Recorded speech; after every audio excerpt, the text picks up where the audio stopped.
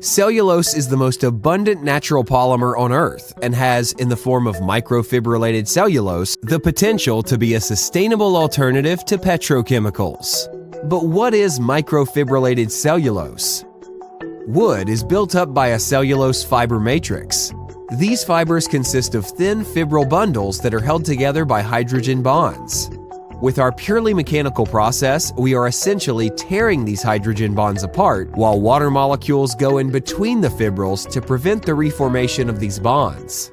The resulting versatile material is a gel-like, water-based suspension with a fine network of microfibrils providing a very high surface area. Microfibrillated cellulose is a renewable, biodegradable material that has the potential to reduce marine pollution and plastic waste by replacing petroleum-based materials.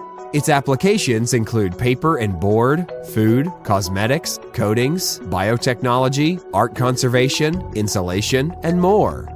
Contact us to see what microfibrillated cellulose can do for your application.